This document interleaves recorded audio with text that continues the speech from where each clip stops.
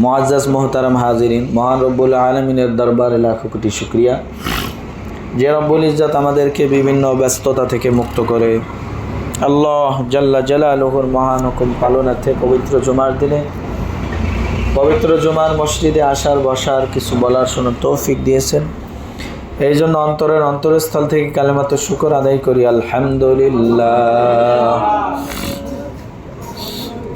আল্লাহ জাল্লা জালালুহু কোরআনে পাকের মধ্যে ইরশাদ করেন, আল্লাযীনা ইম্মাক্কান্নাহুম ফিল আরদি আকামুস সালাতা ওয়া আতাউয যাকাতা ওয়া আমারু বিল মা'রুফি ওয়া নাহাউ আনিল মুনকার ওয়ালিল্লাহি আকিবাতুল উমুর।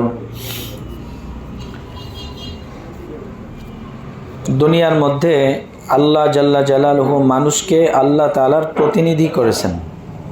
মানুষকে আল্লাহ তাআলা কি করেছেন? আল্লাহ তাআলার প্রতিনিধি বানিয়েছেন। তো আল্লাহ জাল্লা জালালুহু কোরআনে পাকের মধ্যে এক জায়গায় ইরশাদ করেন, ইন্নী জাঈলুন ফিল আরদি খলিফা। ফেরেশতাদের কাছে বলছিলেন, আমি জমিনের মধ্যে আমার প্রতিনিধি পাঠাতে চাই। তো ফেরেশতারা উত্তর দিয়েছিল যে তারা তাসফিকুদ দিমা, তারা কি করবে? জমিনের মধ্যে রক্তপাত করবে, জমিনের মধ্যে ফাসাদ সৃষ্টি করবে। তো সুতরাং নাহনু নুসাব্বিহু বিহামদিকা ওয়া নুকদ্দিসু লাক, আপনার তাসবিহ, আপনার বরত্ব মহত্ব বর্ণনা করার জন্য, আপনার প্রশংসা করার জন্য, আপনার ইবাদত করার জন্য আমরাই যথেষ্ট। কারণ আসমান ও জমিনের এমন কোনো জায়গা নাই যেখানে কোনো না কোনো ফেরেশতা আল্লাহর ইবাদতে রত আছে। আসমানের মধ্যে 7 আসমান, এমনকি আরশ বহনকারী ফেরেশতা পর্যন্ত সমস্ত ফেরেশতাগণ আসমানে 1 বিঘা জায়গা খালি নাই যেখানে কোনো না কোনো ফেরেশতা আল্লাহ তাআলার তাসবিহ পড়তেছে, কেউ রুকুতে, কেউ দাঁড়ানো অবস্থায়, কেউ সাজদা অবস্থায়, এভাবে আল্লাহর ইবাদত করতেছে। লা ইয়াসুন আল্লাহ মা আমারহুম ওয়া ইয়াফআলুনা মা ইউমারুন, বলে এক মুহূর্তের জন্য তারা আল্লাহ তাআলার নাফরমানি করে না। তো আল্লাহর ইবাদতের জন্য অন্য কোনো মাখলুকের প্রয়োজন আছে কি নাই? বলেন, নাই। আসলেই আল্লাহর ইবাদতের জন্য অন্য কারো প্রয়োজন নেই। কিন্তু আল্লাহ সুবহানাহু ওয়া তাআলা কি বুঝাইতে চাইলেন? আমি আমার প্রতিনিধি পাঠাইতে চাই, যারা আমার প্রতিনিধিত্ব করবে, জমিনের মধ্যে আমার আইন বাস্তবায়ন করবে, আমার হুকুম প্রতিষ্ঠা করবে, এরকম লোক আমি পাঠাইতে চাচ্ছি দুনিয়াতে। তো একজন প্রতিনিধি, আল্লাহর পক্ষ থেকে প্রতিনিধি, প্রথমে হযরত আদম আলাইহিস সালাতু ওয়াস সালামকে আল্লাহ পাঠাইলেন। এরপরে আখিরি জামানার পয়গম্বর জনাবে মুহাম্মদুর রাসূলুল্লাহ সাল্লাল্লাহু আলাইহি ওয়াসাল্লাম পর্যন্ত 1 লক্ষ মতান্তরে 2,24,000 কম পয়গম্বর কমবেশ আল্লাহ তাআলা জমিনে পাঠাইছেন। তারা সকলেই আল্লাহ তাআলার প্রতিনিধিত্ব করেছেন। নবীদের চলে যাওয়ার পরে নবীদের উত্তরসূরি যারা ছিলেন, অর্থাৎ নবীদের পরবর্তীতে যারা ছিলেন, তারাও জমিনের মধ্যে কমবেশ কি করেছেন? প্রতিনিধিত্ব করেছেন, ঠিক কিনা? এখন প্রতিনিধি, একজন আল্লাহ তাআলার প্রতিনিধি জমিনে আল্লাহ তাআলার প্রতিনিধিত্ব করবে। কাদের উপরে প্রতিনিধিত্ব করবে? বলেন, প্রতিনিধিত্ব সকলে হবে না, কি বলেন? সকলে কি আইন বাস্তবায়ন করবে? বুঝাইতে পারিনি বোধহয়। একজন তো নেতা থাকা লাগে, বাকিরা সকলেই জনগণ থাকে। একজন পরিচালনা করে, বাকিরা তার পরিচালনায় চলে। এখন যদি এরকম না হয় তো বিষয়টা কেমন হয়? তোমাদের নেতাকে যখন যে চাতে, ঠিক কি না? বোঝেন নাই মনে হয় আপনারা? তাহলে নেতা তো একজন হইতে হয়। একটা দেশের রাষ্ট্রপ্রধান কয়জন হয়? একজন হয়। তো সে একজন সকল জনগণের কি করে? প্রতিনিধিত্ব করে। অর্থাৎ জনগণের যত চাওয়া পাওয়া আছে, জনগণের যত আবেদন আবদার আছে, এগুলো তারা কি করে? পূরণ করার চেষ্টা করে সাধ্যের মধ্যে থাকিয়া। তো এখন জমিনের মধ্যে যারা আল্লাহর প্রতিনিধিত্ব করবে, জনগণের উপরে ক্ষমতা চালাবে, সামনে নির্বাচন আছে, ঠিক কিনা? এখন এই বিষয়ে কোরআন ও হাদিসের দিক নির্দেশনা দরকার কি দরকার না? বলেন না, বুঝেন না আপনারা? ইসলাম আমাদেরকে কি বলে? আমাদের একজন প্রতিনিধি যিনি হবেন তার কি গুণাগুণ থাকতে হবে এই সম্পর্কে আমাদের কি করতে হবে? জানতে হবে। এবং এই জানার পরে আমাকে প্রতিনিধি নির্বাচন করতে হবে, যে আমি কাকে আমার প্রতিনিধি নির্বাচন করব। কারণ এই প্রতিনিধি নির্বাচন করা এটাও একটা আমানত, এটাও একটা আমানত। এই কথাটা সর্বশেষে বলবো। তো শুরুতে যে কথাটা বলতে চাচ্ছিলাম সেটা হলো, আল্লাহর প্রতিনিধি হলো জমিনের মধ্যে নবীরা ছিলেন, নবীদের পরে নবীদের উত্তরসূরিরা ছিলেন, কিয়ামত পর্যন্ত আর নবীরা আসবে না। এখন জনগণের প্রতিনিধি যারা করবে, প্রতিনিধিত্ব যারা করবে, তাদের গুণাগুণ আল্লাহ তাআলা কি বলেছেন, কোরআন ও হাদিসের দৃষ্টিতে তাদের গুণাবলী কি, এটা আমাদের জানা থাকা দরকার, একান্ত জরুরি জানা। তো আল্লাহ কোরআনে পাকের মধ্যে একটা আয়াত নাজিল করেছেন, আল্লাযীনা ইম্মাক্কান্নাহুম ফিল আরদি, যারা জমিনের মধ্যে কি করবে, যাদেরকে আমি ক্ষমতা দিব, যাদেরকে আমি জমিনের মধ্যে ক্ষমতা দিব, দায়িত্ব দিব, তাদের কি গুণাগুণ থাকতে হবে? 1 নম্বর হলো আকামুস সালাহ, তারা কি করবে? নামাজ প্রতিষ্ঠা করবে। প্রত্যেকটা মানুষ যাতে, প্রত্যেকটা মুসলিম যাতে কি করতে পারে? আল্লাহ তাআলার হুকুমের উপরে উঠতে পারে। নামাজ প্রত্যেকটা মুসলিমের জীবনের একটা অপরিহার্য যেন অঙ্গ হয়ে যায়, এই জন্য সে কি করবে? চেষ্টা করবে। ওয়া আতাউজ যাকাহ, এবং জাকাতি আইন চালু করবে। কি? জাকাত ভিত্তিক অর্থ ব্যবস্থা চালু করবে, নাকি সুদ ভিত্তিক অর্থ ব্যবস্থা চালু করবে? কি বলেন? জাকাত ভিত্তিক অর্থ ব্যবস্থা চলবে দুনিয়াতে, নাকি সুদ ভিত্তিক অর্থ ব্যবস্থা চলবে? যদি জাকাত ভিত্তিক অর্থ ব্যবস্থা চলে তবে গরিব থেকে মানুষ ধনী হবে, আর যদি সুদ ভিত্তিক অর্থ ব্যবস্থা চলে তো গরিবরা আরো গরিব হবে, ধনীরা আরো ধনী হবে। কি বলেন? গরিবরা আরো গরিব হবে, ধনীরা আরো ধনী হবে। এক পর্যায়ে সুদ চলতে চলতে মানুষের অবস্থা এমন হবে, বলে যে হাদিসের ভাষ্য মোতাবেক বলে যে কেউ যদি সুদি লেনদেন করে তো প্রাথমিক পর্যায়ে তার মাল বাড়তে থাকে, তো এক পর্যায়ে 40 বছর পরে তার মালের মধ্যে ধ্বংস আসতে থাকে। এটা আল্লাহর গজব। এটা কির গজব? আল্লাহর গজব। এটা আসে পর্যায়ক্রমে, এক সময় আসে। যা হোক, যদি কারো ক্ষেত্রে দুনিয়াতে না হয়, আখেরাতে তো আসেই, এটা তো নিশ্চিত, নাকি? কোনো সন্দেহ আছে? কারো কোনো সন্দেহ আছে? নাই। তাহলে কি বুঝলাম? জাকাত ভিত্তিক অর্থ ব্যবস্থা যদি জমিনে চালু থাকে তবে মানুষ যারা নিঃস্ব আছে তারা আস্তে আস্তে স্বচ্ছ হবে, মানে সচ্ছল অবস্থায় আসবে। গরিব থেকে আস্তে আস্তে সে একটা সচ্ছলতার দিকে বুঝবে। ধনীদের মাল আরো বাড়তে বাড়তে এমন হবে না যে তারা কি করবে, একেবারে মানে সব কিছু করে ফেলবে, একটা ব্যালেন্স তৈরি করবে। ধনী তার ধনাঢ্যতা থেকে একটু নিচে নামবে, গরিব তার গর্বত অবস্থা থেকে একটু উপরে আসবে। তাহলে সকলেই জমিনের মধ্যে শান্তিতে বসবাস করতে পারবে, ঠিক কিনা? তো এই জন্য আল্লাহ সুবহানাহু ওয়া তাআলার বিধান হলো জমিনের মধ্যে অর্থ ব্যবস্থা থাকবে কোনটা? জাকাত ভিত্তিক অর্থ ব্যবস্থা। তৃতীয় কাজ হলো জমিনের মধ্যে যারা আল্লাহর কি করবে?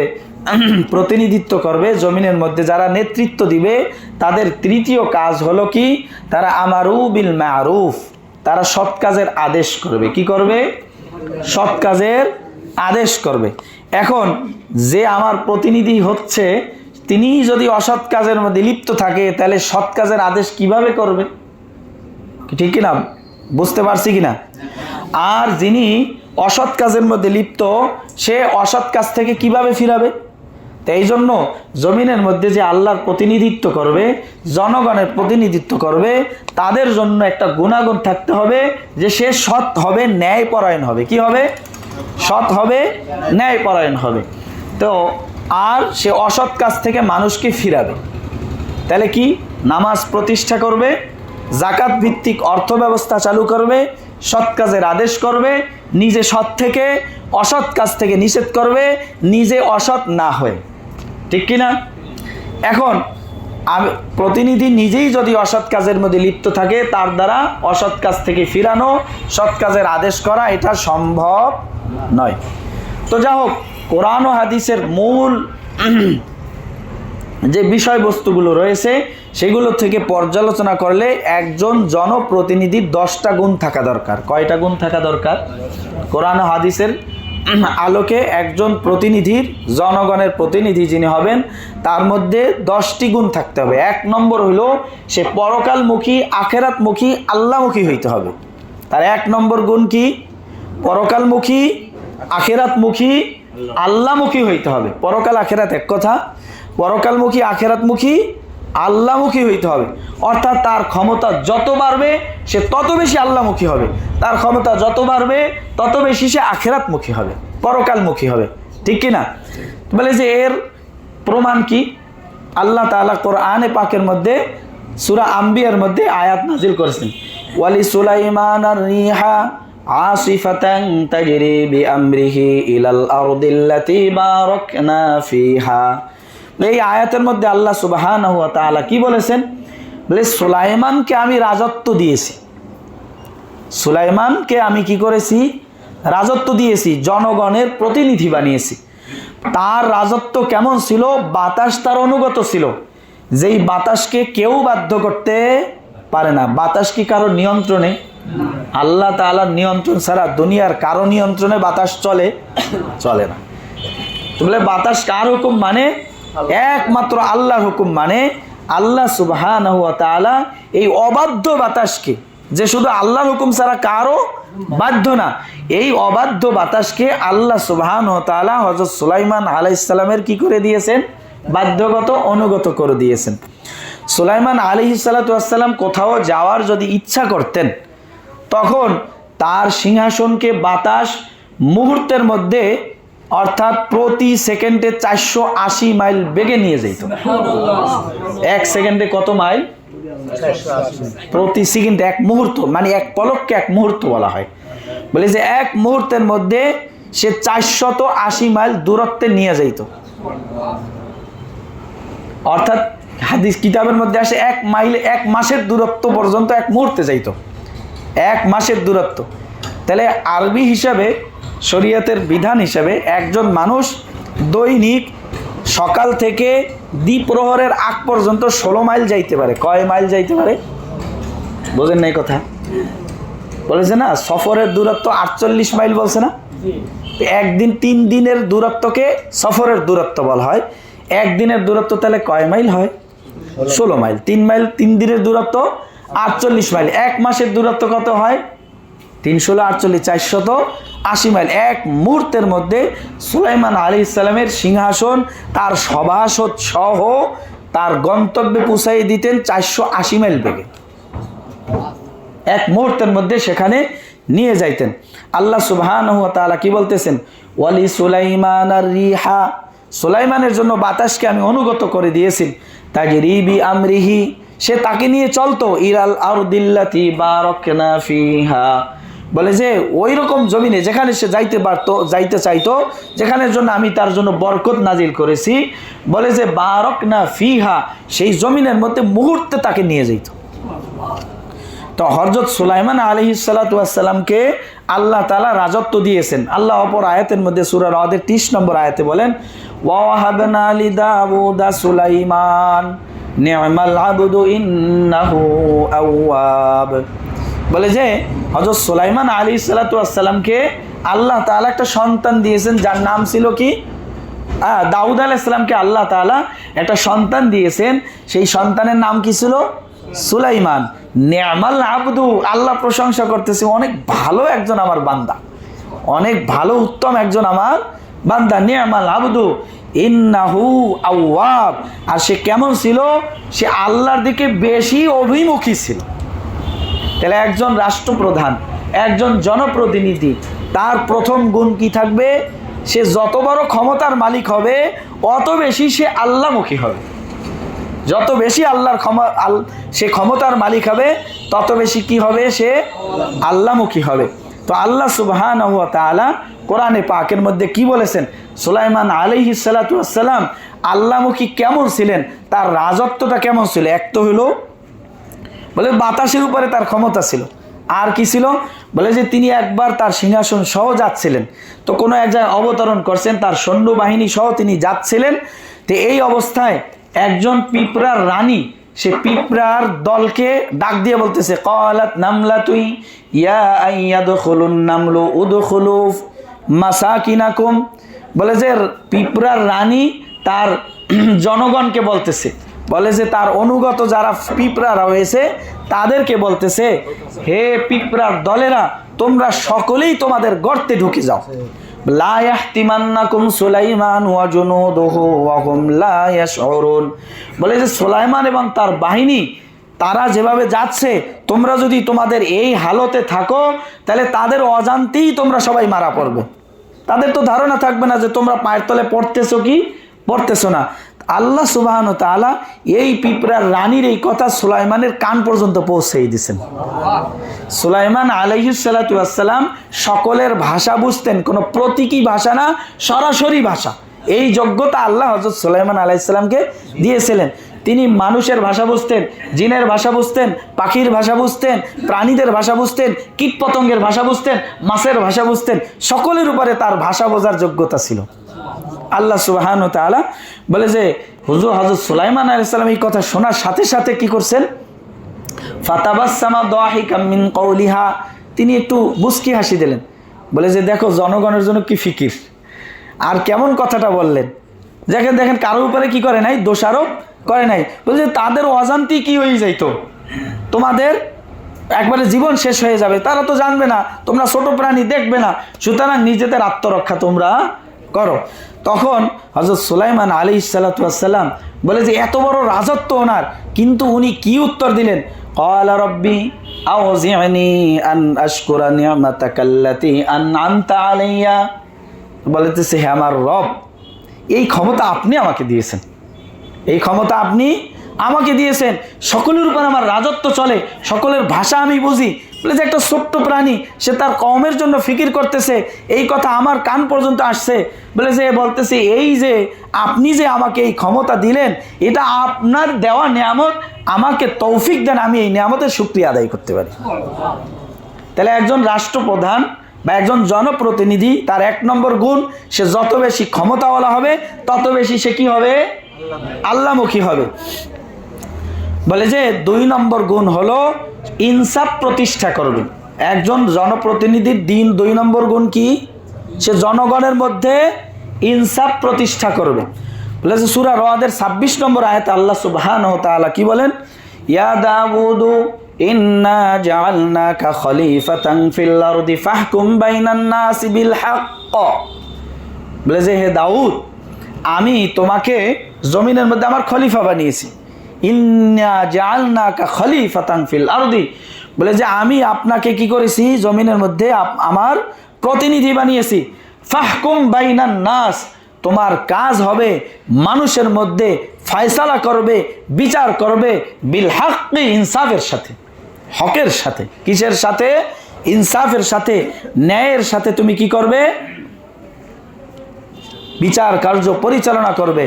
বলে যে হযরত দাউদ আলাইহিস সালাতু ওয়াস সালামকে ফিলিস্তিনের 73 ভাগ মানে জায়গার মধ্যে তার ক্ষমতাকে আল্লাহ তাআলা, রাজত্বকে আল্লাহ সুবহানাহু ওয়া তাআলা দিয়েছেন কাকে, হযরত দাউদ আলাইহিস সালামকে।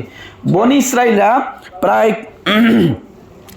বলে যে বনি ইসরাইলরা প্রায় 438 বছর ক্ষমতায় ছিল। বনি ইসরাইলরা, আরে ইহুদিরা কত বছর ক্ষমতায় ছিল, 438 বছর পর্যন্ত ক্ষমতায় ছিল। তার মধ্যে ইসলামী মূল্যবোধে ক্ষমতা চালানো হয়েছে 80 বছর। ইসলামী মূল্যবোধের সাথে ক্ষমতা চলছে কত বছর, 80 বছর। এই 80 বছরের মধ্যে 40 বছর দাউদ আলাইহিস সালাম চালাইছেন, আর বাকি 40 বছর হযরত সুলাইমান আলাইহিস সালাতু ওয়াস সালাম চালাইছেন। তো হযরত দাউদ আলাইহিস সালাতু ওয়াস সালাম কি করতেছেন, বলে যে আল্লাহ তাআলা আদেশ করতেছেন যে তুমি জনগণের মধ্যে বিচার করবে, ফয়সালা করবে, কিসের সাথে, ইনসাফের সাথে। তো যখন তিনি ক্ষমতায় আসীন হলেন, তিনি কি বলতেছেন, ক্ষমতায় গিয়ে তিনি আল্লাহর প্রশংসা করতেছেন, ওয়াকাল আলহামদুলিল্লাহিল্লাযী ফাদ্দালানা আলা কাসীরিম মিন ইবাদিহিল মুমিনিন। বলে যে ক্ষমতায় গিয়ে সে আল্লাহর প্রশংসা করিয়া বলতেছে যে আল্লাহ, এই জনগণের উপরে আপনি আমাকে কি দিয়েছেন, ক্ষমতা দিয়েছেন, আপনার সকল প্রশংসা আপনার জন্য, সকল প্রশংসা আপনার জন্য। আবার দাউদ আলাইহিস সালামকে আল্লাহ আদেশ করতেছেন, তা তিনি ক্ষমতা কার দেওয়া মনে করছেন, আল্লাহর দেওয়া মনে করছেন এবং তাকে আল্লাহ আদেশ করতেছেন, ইয়া দাউদু ফাহকুম বাইনান নাস বিল হক, তুমি মানুষের মাঝে ইনসাফ ভিত্তিক কি করবে, বিচার কার্য পরিচালনা করবে। বলে যে একজন রাষ্ট্রপ্রধান যখন ক্ষমতায় থাকে বা কোনো জনপ্রতিনিধি যখন ক্ষমতায় থাকে তখন সে কি করে, স্বজন প্রীতি করে, করে কি করে না? জনাবে মুহাম্মদুর রাসূলুল্লাহ সাল্লাল্লাহু আলাইহি ওয়াসাল্লামের ঘটনা বলে যে বুখারী শরীফের মধ্যে আসছে, বলে যে এক মাকজুমি গোত্রের এক মহিলা, তার নাম ছিল ফাতেমা, হুজুরের মেয়ের নামও ফাতেমা। এক সম্ভ্রান্ত পরিবারের একজন মহিলা ছিলেন, কিন্তু কাজ একটা ভুল কাজ করিয়া ফেলেছে, সেটা কি, চুরি করছে। কি করছে? চুরি করছে। এখন বলে যে যখন চুরি করছে, এখন শরীয়তের বিধান তো সাহাবায়ে কেরাম সকলেই জানেন যে হাত কাটা যায়, চুরি করলে কি হয়, হাত কাটা যায়। এখন সবাই চিন্তিত হয়ে গেলেন, এখন বলেন যে হুজুরকে এই ব্যাপারে সুপারিশ করার মতো আমাদের কারো কোনো সাহস নাই, শুধু একমাত্র পারে হুজুর সাল্লাল্লাহু আলাইহি ওয়াসাল্লামের পালক পুত্র যায়েদ রাদিয়াল্লাহু আনহুর যে ছেলে ওসামা রাদিয়াল্লাহু আনহু হুজুরের নাতি, বলেছি সেই একমাত্র কথা বলতে পারে, ছোট মানুষও, হুজুরের মহব্বতের মানুষও, তো সুতরাং তাকেই পাঠানো হোক হুজুরের কাছে এই বিষয়ে কথা বলার জন্য। তো হুজুর সাল্লাল্লাহু আলাইহি ওয়াসাল্লামের কাছে হযরত ওসামা ইবনে যায়েদ রাদিয়াল্লাহু তাআলা আনহু আসিয়া বলতেছে, ইয়া রাসূলুল্লাহ, মাকজুমি মহিলা তো এই কাজ করছে, যার নাম ফাতেমা, এই ব্যাপারে আমি আপনার কাছে একটু সুপারিশ করতেছি, তার ব্যাপারে কি একটু শিথিলতা করা যায় না? হুজুর সাল্লাল্লাহু আলাইহি ওয়াসাল্লামের চেহারা কি হয়ে গেল, একবার রাগে লাল হয়ে গেল। তিনি বের হইলেন, এরপরে খুতবা দিলেন। খুতবার দেওয়ার পরে হুজুর সাল্লাল্লাহু আলাইহি ওয়াসাল্লাম এই কথা বললেন, লাউ আন্না ফাতেমা বিনতে মুহাম্মদ সাল্লাল্লাহু আলাইহি ওয়াসাল্লাম সারাকাত লা কাতাতু ইয়াদাহা, বলে যে যদি ফাতেমা বিনতে মুহাম্মদ, এই মুহাম্মাদের মেয়ে ফাতেমাও যদি চুরি করত, আমি মুহাম্মদ নিজ হাতে আমি ফাতেমার হাত কেটে দিতাম। তাহলে একজন রাষ্ট্রপ্রধান ন্যায়ের সাথে ইনসাফের সাথে কি করবে, রাষ্ট্র পরিচালনা করবে। একজন জনপ্রতিনিধি ইনসাফের সাথে কি করবে, বিচার করবে। এই ক্ষেত্রে তিনি কোনো পক্ষপাতিত্ব করবে না, এটা তার 2 নম্বর গুণ। কয় নম্বর গুণ? 2 নম্বর গুণ। একজন জনপ্রতিনিধির 3 নম্বর গুণ হবে অন্যায়ের পথ পরিহার করবে, ন্যায়ের পথ অবলম্বন করবে। 3 নম্বর গুণ কি? অন্যায়ের পথ পরিহার করবে, ন্যায়ের পথ অবলম্বন করবে। অর্থাৎ জমিনে যারা ফাসাদ করে ফাসাদ পরিহার করবে, সংশোধনের রাস্তা গ্রহণ করবে। ফাসাদের পথ পরিহার করে সংশোধনের রাস্তা গ্রহণ করবে। আল্লাহ সূরা আরাফের 142 নম্বর আয়াতে কি বলেন, ওয়াকালা মূসা লিআখিহি হারুন আখলুফনি ফি কওমি ওয়াসলিহ ওয়ালা তাত্তাবি' সাবিলাল মুফসিদিন। হযরত হারুন আলাইহিস সালাতু ওয়াস সালামকে যখন হযরত মূসা আলাইহিস সালাতু ওয়াস সালাম রেখে যাচ্ছেন, কিসের জন্য? কিতাব আনার জন্য আল্লাহর কাছে যাইতেছেন। প্রতিনিধি হিসেবে কাকে রেখে যাচ্ছেন? হারুন আলাইহিস সালাতু ওয়াস সালামকে রেখে যাচ্ছেন। আর তিনি হারুন আলাইহিস সালামকে হেদায়েত দিতেছেন। ইয়া ক্বালা মূসা লিআখিহি, মূসা আলাইহিস সালাম তার ভাই আখি মানে হারুনকে বললেন, উখলুফনি ফি কওমি, আমার পক্ষ থেকে এই বনি ইসরাইল জাতির প্রতিনিধিত্ব করবেন আপনি। আমার পক্ষ থেকে প্রতিনিধি হবেন কে? আপনি। ওয়াসলি, তাদের সংশোধনের রাস্তা গ্রহণ করবেন। ওয়ালা তাত্তাবি' সাবিলাল মুফসিদিন, ফাসাদের রাস্তা পরিহার করবেন। আপনি কি করবেন? ফাসাদের রাস্তা পরিহার করবেন, সংশোধনের রাস্তা কি করবেন? গ্রহণ করবেন। এখন দেখেন, বিভিন্ন সময় ওলামায়ে কেরাম কি করেন? বিভিন্ন আন্দোলনের ডাক দেন না? বিভিন্ন দাবি দোয়া পেশ করেন কি করেন না? বলে যে কেন করেন? বলে ইসলাম প্রিয় তৌহিদি জনতা যারা রয়েছেন এবং হযরতে উলামায়ে কেরাম যারা রয়েছেন, বিভিন্ন দাবি দোয়া পেশ করতেছেন, এইটা ইসলামের পক্ষে করেন নাকি বিপক্ষে করেন? ইসলামের পক্ষে করেন নাকি বিপক্ষে করেন? শরীয়তের পক্ষে করেন নাকি শরীয়তের বিপক্ষে করেন? বলে যে শরীয়তের পক্ষে যদি তারা কোনো দাবি দোয়া পেশ করে আর আন্দোলন করে, এইটা হলো ইসলাহের পথ, এইটা হলো ইসলাহের পথ, সংশোধনের পথ। আর যারা এর বিপক্ষ করবে তারা হলো ফাসাদের পথ অবলম্বন করতেছে। সুতরাং যারা ফাসাদের পথ অবলম্বন করে তাদেরকে প্রতিহত করা, এইটা হলো ইসলাহের পথ, এইটা হলো ইসলাহের পথ। একজন জনপ্রতিনিধি তার 3 নম্বর গুণ থাকতে হবে, সে অন্যায়ের পথ পরিহার করে ন্যায়ের পথ অবলম্বন করবে। একজন জনপ্রতিনিধি যিনি হবেন তার চতুর্থ গুণ হবে শিষ্টের লালন করবে আর দুষ্টের দমন করবে। কি করবে? শিষ্টের লালন, দুষ্টের দমন করবে। অর্থাৎ ভালোকে নিয়ে চলবে, ভালোকে প্রশ্রয় দিবে, ভালোকে আগাই নেওয়ার জন্য পন্থা অবলম্বন করবে, আর দুষ্টকে দমন করবে, অন্যায়কে পরিহার করবে, অন্যায়কে প্রতিহত করবে এবং তাদেরকে কোনো সুযোগ দিবে না। এইটা হলো একজন জনপ্রতিনিধির কয় নম্বর গুণ? 4 নম্বর গুণ।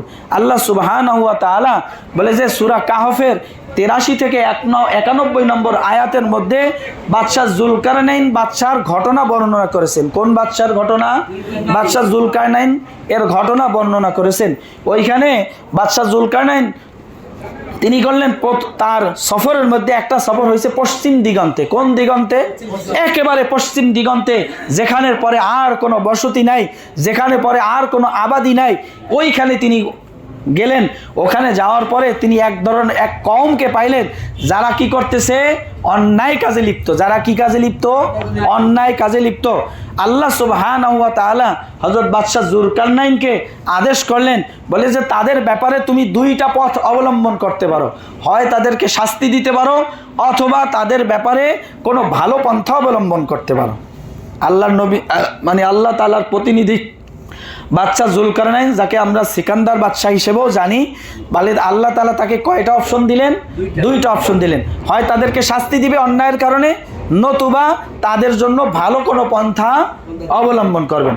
তখন তিনি উত্তর দিলেন যে ফাম্মা মান যালামা ফাসাউফা নুআযিবুহু আর ওয়াম্মা মান আমানা ওয়া আমিলা সালিহান ফালাহু জাযাআনিল হুসনা ওয়া সানাকুলু লাহু মিন আমরিনা ইউসরা।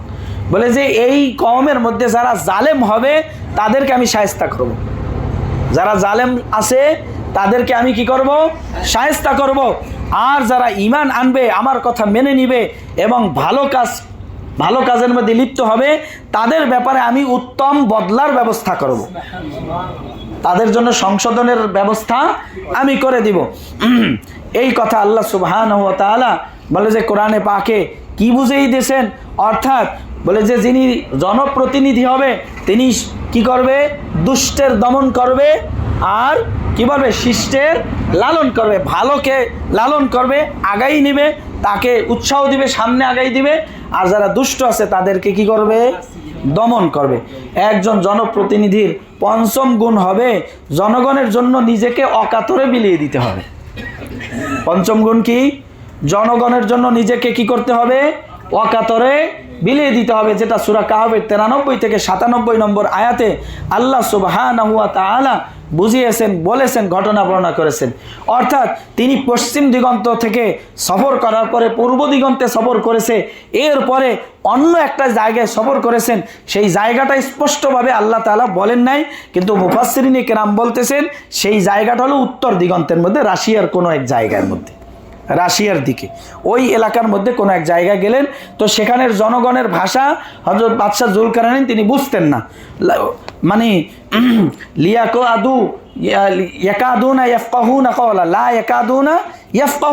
তাদের ভাষা তিনি বুঝতেন না। তো তখন তিনি দোভাষী নিলেন। কি করলেন? যারা মোটামুটি এদের কথা বুঝে এরকম একজন ব্যক্তিকে নিলেন। নেওয়ার পরে তাদের দাবি দেওয়া, তাদের কথা কি এটা উনি শুনলেন। তারা বলল যে আমাদের এই পাহাড়ে, 2 পাহাড়ের ওই দিকে থেকে কিছু লোকজন আসিয়া আমাদের জমি, আমাদের এলাকার মধ্যে বড় ফিতনা করে, বড় ফাসাদ করে, আমাদের খাবার দাবার নষ্ট করিয়ে ফেলে, আমাদের জমিন ফসল নষ্ট করে ফেলে, আমাদের উপরে অনেক জুলুম করে। আপনি যদি আমাদেরকে আপনি যদি আমাদের এই কথা করেন যে এদের মাঝে, আমাদের মাঝে একটা দেয়াল তৈরি করে দেন, যাতে করে তারা আমাদের এখানে এসে এই অন্যায়টা না করতে পারে। বলে যে যদি আপনি চান, প্রয়োজনে আমরা কিছু আপনাকে টাকা পয়সাও দেব, অর্থও দিব, এই ব্যাপারে আপনি আমাদের জন্য কিছু একটা ব্যবস্থা নেন। তো বাদশাহ কি উত্তর দিলেন? বলে যে আমি তোমাদের থেকে কোনো কিছুর প্রয়োজন আমার নাই, আমার যা আল্লাহ আমাকে দিয়েছেন এইটা দিয়ে তোমাদের জন্য সব কিছু করে দিব, তোমরা যা চাহিদা করছো এটা আমি দিয়ে দিব, কিন্তু তোমাদের একটু সহযোগিতা আমি চাই। সেটা হলো তোমরা আমাকে শক্তি দিয়ে কাজে সহযোগিতা আমাকে করতে হবে। কি করতে হবে? বলে যে একজন জনপ্রতিনিধির পঞ্চম গুণ কি? সে নিজেকে বিলাইয়ে দেবে, অর্থাৎ তার নিজস্ব যতটুকু অর্থ সম্পদ ক্ষমতা আছে এইটা জনগণের জন্য খরচ করবে। কার জন্য খরচ করবে? জনগণের জন্য খরচ করবে। আল্লাহ সুবহানাহু ওয়া তাআলা এই ঘটনাকে উল্লেখ করেছেন কেন? আমাদেরকে শুধু কাহিনী শোনানোর জন্য নাকি এখান থেকে শিক্ষা নেওয়ার জন্য? আল্লাহ তাআলা কি বলছে? ক্বালা মা মাক্কান্নী ফীহি রাব্বী খায়রুন ফাআইনুনি বিকুওয়াতিন আজআল বাইনাকুম ওয়া বাইনাহুম রাদমা। বলে জনগণকে এই কথা বলছে, তোমরা তোমাদের থেকে কিছু আল্লাহ আমাকে যা দিয়েছে যথেষ্ট, এটাও অনেক উত্তম দিয়েছেন, এটা আমি তোমাদের জন্য খরচ করব, কিন্তু তোমরা আমাকে একটু সহযোগিতা করবে, শক্তি দিয়ে কি করবে? সহযোগিতা করবে। তো আল্লাহ সুবহানাহু ওয়া তাআলা একজন জনপ্রতিনিধির পঞ্চম গুণ কি রাখছেন, কি থাকতে হবে? তার মধ্যে জনগণের জন্য নিজেকে অকাতরে বিলিয়ে দিতে হবে। ষষ্ঠ গুণ, একজন জনপ্রতিনিধির ষষ্ঠ গুণ কি হবে? বলে যখন সে ক্ষমতা পাইবে এটা আল্লাহর দেওয়া নিয়ামত মনে করবে। কি মনে করবে? এটা আল্লাহর দেওয়া নিয়ামত মনে করবে। এইটার জন্য সে রবের প্রশংসা করবে এবং রবের কাছে শুকরিয়া আদায় করবে। আল্লাহ সুবহানাহু ওয়া তাআলা এই ঘটনা উল্লেখ করছেন, ফামাসতাউ আইয়াযহারুহু ওয়া মাসতাতাউ লাহু নাকওয়া হাদা রাহমাতুম মির রাব্বি। বলে যে উনি যে এইরকম একটা মুবারক কাজ বাদশাহ যুলকারনাইন করতে পারছেন, করতে পারার পরে তিনি কি করছেন? আল্লাহ তাআলার শুকরিয়া আদায় করছেন আর বলছেন এটা আমার রবের পক্ষ থেকে একটা দয়া আমার উপরে, এটা আমার রবের পক্ষ থেকে আমার উপরে একটা দয়া যে আমি তোমাদের জন্য কিছু করতে পারছি। তো এই জন্য বলে যে যখন কোনো প্রতিনিধি, জনপ্রতিনিধি, রাষ্ট্রপ্রধান অহংকারী হয়ে যায়, কি হয়ে যায়? অহংকারী হয়ে যায়, তো আল্লাহ সুবহানাহু ওয়া তাআলা এমনভাবে তার পতন ঘটায় যা তার ধারণায়ও থাকে না। কেমন ভাবে ঘটায়? এমনভাবে ঘটায় যা তার কি থাকে না? ধারণায়ও থাকে না। বলে যে একজন জনপ্রতিনিধির সপ্তম গুণ হলো সে রক্ষণাবেক্ষণকারী হবে এবং জনগণের রক্ষণাবেক্ষণকারী হবে, মানে এই যোগ্যতা তার মধ্যে থাকতে হবে। জনগণকে রক্ষা করতে পারে, জনগণের রক্ষণাবেক্ষণ করতে পারে, জনগণের অর্থনীতিকে সমুন্নত রাখতে পারে, এই রকম যোগ্যতা তার মধ্যে থাকতে হবে। একজন জনপ্রতিনিধির সপ্তম গুণ কি? বলে যে রক্ষণাবেক্ষণ ও অর্থনীতিতে কি হইতে হবে?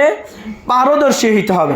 এখন বুখারী শরীফের এক হাদিসের মধ্যে আসছে, লা তাসআলিল ইমারাতা, লা তাসআলিল ইমারাতা, দায়িত্ব চাইয়ে নিও না। যদি চাইয়ে নাও তোমাকে কি করা হবে? দায়িত্ব তোমার উপরে চাপিয়ে দেওয়া হবে, আল্লাহর পক্ষ থেকে কোনো সাহায্য পাইবে না। আর যদি তোমাকে চাওয়া ছাড়া দেওয়া হয় তো আল্লাহর পক্ষ থেকে তোমার জন্য কি হবে? সাহায্য হবে। এখন এই কি বলে হাদিসের সাথে কোরআনের একটা আয়াতের সাথে সংঘর্ষ দেখা যায় বাহ্যিকভাবে। কি সংঘর্ষ? হযরত ইউসুফ আলাইহিস সালাতু ওয়াস সালাম সূরা ইউসুফের 55 নম্বর আয়াতে হযরত ইউসুফ আলাইহিস সালাম মানে বাদশার কাছে, মিশরের বাদশার কাছে কি চাইছিল? বলে যে আমাকে খাদ্যমন্ত্রী বানান। কি বানান? তো উনি কি দায়িত্ব চাইছেন কি চাইছেন না? তাহলে আয়াতের সাথে হাদিসের সাথে ইজআলনি আলা খাযাইনিল আরদ, আমাকে দায়িত্ব দেন, খাদ্যমন্ত্রীর দায়িত্ব আমাকে দেন। কেন এটা চাইলেন? বলে যখন অযোগ্য লোক দায়িত্বে থাকে তখন দায়িত্ব চাইয়ে নেওয়া এটা জরুরি। অযোগ্য লোক যদি ক্ষমতায় থাকে তখন দায়িত্ব চাইয়ে নেওয়াটা জরুরি। যখন যোগ্য লোক ক্ষমতায় থাকে তখন আল্লাহর নবী কি বলেছেন? দায়িত্ব কি করিও না? চাইয়ে নিও না। যে আছে দায়িত্বে সে তো চালাইতে পারতেছে, তুমি আর দায়িত্বের জন্য, ক্ষমতার জন্য, পদের জন্য আর কি করিও না? লোভ লালসা করিও না। তো বলে যে যখন অযোগ্য লোকেরা দায়িত্বে থাকবে তখন তারা সব নষ্ট করবে, ঠিক কি না? জনগণের সম্পদ লুণ্ঠন করবে, জনগণের ন্যায্য অধিকার থেকে তাদেরকে বঞ্চিত করবে। ওই সময় যারা যোগ্য লোক আছে তারা কি করতে হবে? নেতৃত্ব দেওয়ার জন্য মানে কি করতে হবে? আরে বলে নেতৃত্বের জন্য দাঁড়াইবে, তারা জনসমর্থন নেওয়ার জন্য তারা দাঁড়াইতে পারবে। এটা দায়িত্ব চাইয়া নেওয়া হবে না। তো বলে যে সপ্তম গুণ কি থাকতে হবে? জনগণকে রক্ষণাবেক্ষণ এবং অর্থনীতিতে কি থাকতে হবে? পারদর্শী থাকতে হবে। অষ্টম গুণ একজন জনপ্রতিনিধির মধ্যে যেটা থাকতে হবে, বলে যে সে ঘুষ গ্রহণ করবে না। কি করবে না? ঘুষ গ্রহণ করবে না। কি করবে না? কি করবে না? ঘুষ গ্রহণ করবে না। সূরা নামলের মধ্যে আল্লাহ সুবহানাহু ওয়া তাআলা ঘটনা বর্ণনা করছেন। রানী বিলকিসের কথা জানি তো আমরা সবাই, কি বলেন? আরে ছোট বড় সবাই রানী বিলকিসের কথা শুনেছি আমরা। তো বলে যে হযরত সুলাইমান আলাইহিস সালামের রাজত্বের মধ্যে ছোট্ট একটা ভূখণ্ডের মধ্যে রানী বিলকিসের কি ছিল? রাজত্ব ছিল। যখন হুদহুদ পাখি আসিয়ে খবর দিল আপনার রাজত্বের মধ্যে একজন রাজত্ব আবার করতেছে, সে একজন নারী, সে একজন কি নারী। বলে যে কি বলো, কথা কি সত্য? হ্যাঁ সত্য কথা। বলে যে তা আমার পক্ষ থেকে চিঠি নিয়ে যাও। বলে যে ইন্নাহু মিন সুলাইমানা ওয়া ইন্নাহু বিসমিল্লাহির রহমানির রহিম আল্লাহ তাআলু আলাইয়া ওয়া আতুনি মুসলিমিন। চিঠি লিখছেন বিসমিল্লাহির রহমানির রহিম, বলে যে আল্লাহ তাআলু আলাইয়া, তুমি কোনো উদ্ধত্ততা প্রকাশ করিও না, অহংকারী হইও না, ওয়া আতুনি মুসলিমিন, মুসলমান হয়ে আমার কাছে চলে আসো। বলে যে এই চিঠি পাওয়ার পরে তিনি তার সভাসদকে ডাকলেন, কি করা যায় বলো তো? যদি কোনো বাদশাহ কোনো কওমের উপরে কি করে হামলা চালায়, তো কওমের জনগণকে ইজ্জতওয়ালাকে বেইজ্জতি করে, বলে যে সাধারণ জনগণের জানমাল নষ্ট হয়ে যায়। কি হয়ে যায়? ইজ্জতওয়ালা বেইজ্জত হয়, সাধারণ জনগণের জানমাল নষ্ট হয়। তাহলে আমি এই ক্ষেত্রে কি করতে পারি? তো তার সভাসদরা উত্তর দিল, এ ব্যাপারে আপনি যা সিদ্ধান্ত নেবেন আমরা সেটা মানতে 100 বার প্রস্তুত আছি। তো উনি বললেন যে না, আমি মানে ফাসাদের পথ চাই না, আমি কিছু হাদিয়া পাঠাইতে চাই। কি পাঠাইতে চাই? বাদশা সুলাইমানের কাছে কিছু হাদিয়া পাঠাইতে চাই। ইন্নী মুরসিলাতুন ইলাইহিম বিহাদিয়াতিন ফানাযিরাতুন বিমা ইয়ারজিউল মুরসালুন। দেখি পত্রবাহক মানে এই যে কি বলে বার্তাবাহক যে হাদিয়া নিয়ে যাবে, উত্তরে সুলাইমান কি বলেন, উত্তর কি দেন এইটা আমি দেখব, তারপরে পরের পদক্ষেপ আমি নেব। অর্থাৎ উনি চাইছেন কোনোভাবে আপনি আপনার জায়গায় থাকেন, আমি আমার জায়গায় থাকি, আপনাকে যা দিছে এইটা নিয়ে একটু কি থাকেন, খুশি থাকেন।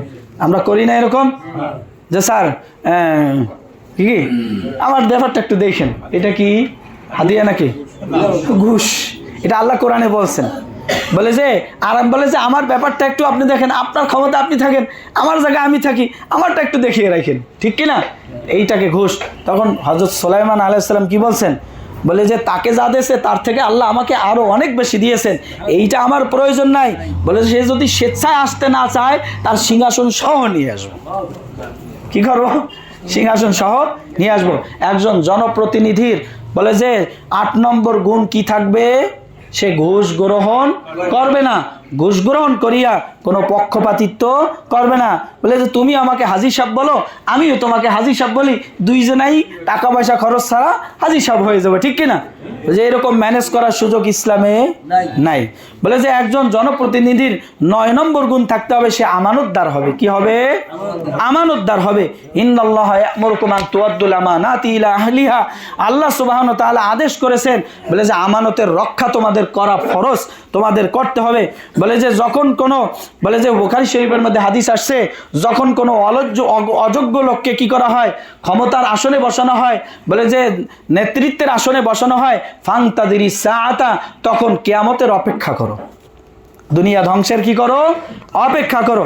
আল্লাহ নবী সাল্লাল্লাহু আলাইহি ওয়াসাল্লাম হাদিসে পাকের মধ্যে এই কথা বলছেন। তো এই জন্য যোগ্য লোককে ক্ষমতার আসনে কি করতে হবে? বসাইতে হবে। 10 নম্বর গুণ থাকতে হবে একজন জনপ্রতিনিধির, সে কোরআন এবং সুন্নাহ অনুসারে জনগণকে পরিচালনা করবে। কি করবে?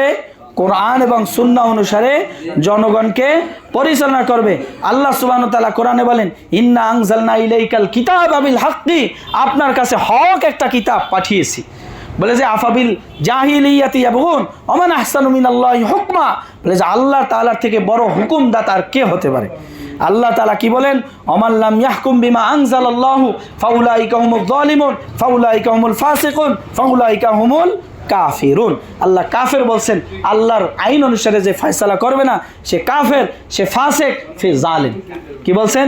এই 10টা গুণ কি থাকতে হবে? একজন জনপ্রতিনিধির মধ্যে থাকতে হবে। বলে গণতন্ত্র, প্রচলিত গণতন্ত্র, এটা ইসলাম সমর্থন করে না। এখন হুজুর আপনারা গণতন্ত্রের মধ্যে ভোটে কেমনে দাঁড়াইলেন? প্রশ্ন আসে কি নাই? বলেন না কেন? প্রশ্ন আসে কি না? তো আপনারা ভোটে কেন দাঁড়াইলেন? তো এখন যখন দেখা যাবে ওলামায়ে কেরামের সিদ্ধান্ত, কারণ গণতন্ত্র ইসলাম পারমিট করে না, তার অসংখ্য কারণ আছে, কারণগুলো বলতে গেলে অনেক সময় লাগবে। ওয়ালাম ইয়াকুল্লাহু শারীকুম ফিল মুলকি, ক্ষমতা আল্লাহর, রাজত্ব আল্লাহর, এই আল্লাহর রাজত্বের মধ্যে আইনও চলবে কার? আল্লাহর, কোনো অন্য কারো আইন চলবে না। বলে যে আল্লাহ তার রাজত্বের মধ্যে কারো কোনো মালিকানা, শরিকানা পছন্দ করেন না। এইটা একটা কথা। ইনিল হুকমু ইল্লা লিল্লাহ, ক্ষমতা চলবে কার? আল্লাহর। বলে যে বলে যে আব্রাহাম লিঙ্কনের থেকে একটা কি আছে না, গণতন্ত্রের মূলনীতি আছে না? বলে যে কি মূলনীতি বলেন তো? Democracy is the government of the people, by the people, for the people. অর্থ কি? জনগণের উপরে, জনগণের মাধ্যমে জনগণের ক্ষমতা, জনগণের উপরে, জনগণের মাধ্যমে জনগণের ক্ষমতা। ক্ষমতা কার? আল্লাহর না জনগণের? আল্লাহর ক্ষমতা। সুতরাং এটা ওই আব্রাহাম লিঙ্কনের গণতন্ত্র, এটা ইসলামিক গণতন্ত্র না। এখন কথা হলো, হুজুররা যে রাজনীতিতে আসছে তারা কেন রাজনীতি করে? এটা কি সহি হবে, জায়েজ হইবে? বলে যে এইটা কেন করে তারা? বলে যে এইখানে ইসলাম একটা রুখসত দিয়েছেন। কি দিয়েছেন? রুখসত দিয়েছেন। বলে যে কাউকে যদি ক্ষমতায় আসতে হয়, যেহেতু এখন সিস্টেম এমন হয়ে গেছে, কাউকে যদি ক্ষমতায় আসতে হয় এই পথ ছাড়া দ্বিতীয় কোনো পথ আমাদের দেশে আছে? বলে না কেন, দ্বিতীয় কোনো পথ আছে? যদি এই যুবকরা সবাই কি হয়ে যাইতো, বলে মুজাহিদ হইতো, আর পুরা রাষ্ট্র ব্যবস্থাকে পুরা তছনছ করে দিয়া ইসলামিক খেলাফত ব্যবস্থা কায়েম করতো, সেটা ভিন্ন কথা। কিন্তু সেই ওয়ে আমাদের কাছে নাই। আছে? নাই। তাহলে এখন যেহেতু নাই, এই পথেই আসতে হবে। তখন কি করতে হবে? তখন ইসলামের সিদ্ধান্ত হলো যাতে সবগুলো পদের মধ্যে নাস্তিক মুরতাদরা এমনভাবে ক্ষমতায় না বসে, যাতে করে কি করে পরে ইসলামী বলে যে শাসন ব্যবস্থার কোনো রূপরেখাই থাকে না, জনগণের মধ্যে শুধুমাত্র কি আসে? নাস্তিকতাবাদিতেই আসে। তখন এই জিনিসটাকে ফিরানোর জন্য ওলামায়ে কেরামের সিদ্ধান্ত হলো, ওলামায়ে কেরামের সিদ্ধান্ত হলো যে কি করতে হবে? কমপক্ষে রাষ্ট্র ব্যবস্থার কোনো একটা পদে গিয়ে তাদের একচ্ছত্র ক্ষমতা চালাইতে দেওয়া যাবে না। এই জন্য কেউ আবশ্যক বলেছেন, কেউ জায়েজ বলেছেন। কেউ আবশ্যক বলেছেন যে না, এই জন্য নির্বাচন করা আবশ্যক, আর কেউ বলেছেন নির্বাচন করা জায়েজ। এই জন্য একজন বলে যে ভোট এটা একটা আমানত। ভোট হলো আমানত। ভোট কয় জিনিসের নাম? 4টা জিনিসের নাম ভোট। কয়টা জিনিসের নাম ভোট? 4টা জিনিসের নাম। একটা হলো সাক্ষ্য প্রদান করা, সুপারিশ করা, প্রতিনিধি নির্বাচন করা, আমানত রক্ষা করা। কয় জিনিসের নাম ভোট? 1 নম্বর হলো সাক্ষ্য প্রদান করা, সুপারিশ করা, জনপ্রতিনিধি নির্বাচন করা, আমানত রক্ষা করা। তাহলে ভোট আমার উপর একটা আমানত। এখন আমাকে ওই যোগ্য প্রতিনিধি নির্বাচন করতে হবে, এটা ফরজ। কি বলে যে আমার সাক্ষীর কারণে সে ক্ষমতায় বসবে, আমার সুপারিশের কারণে সে ক্ষমতায় বসবে, আমি তাকে প্রতিনিধি নির্বাচন করলাম। এ কারণে আল্লাহ সুবহানাহু ওয়া তাআলা কোরআনে বলছেন, ওমাইয়াশফা শাফাআতান হাসানাতাই ইয়াকুল্লাহু নাসিবুম মিনহা। আমার সাক্ষীর কারণে, আমার সুপারিশের কারণে একজন জনপ্রতিনিধি যখন হবে, তার ভালো কাজের অংশ আমি পাবো। আমার সাক্ষ্যের কারণে, আমার সুপারিশের কারণে যখন একজন প্রতিনিধি নির্বাচন হবে, তার যদি অন্যায় হয়, তার একটা অংশ আমাকে দেওয়া হবে। সুতরাং ভোট আমানত, সেটা আমার সাক্ষ্য হইতেছে, আমার প্রতিনিধি নির্বাচন হচ্ছে, আমার সুপারিশ হচ্ছে। সুতরাং আমাকে বিবেক খাটিয়ে ভালো ব্যক্তিকে কি করতে হবে? ভোট দিতে হবে। আল্লাহ সুবহানাহু ওয়া তাআলা বুঝে আমল করার তৌফিক দান করুন। আমিন। ওয়া আখির দাওয়ানা আলহামদুলিল্লাহি রাব্বিল আলামিন। কাবলাল জুমা দেখুন।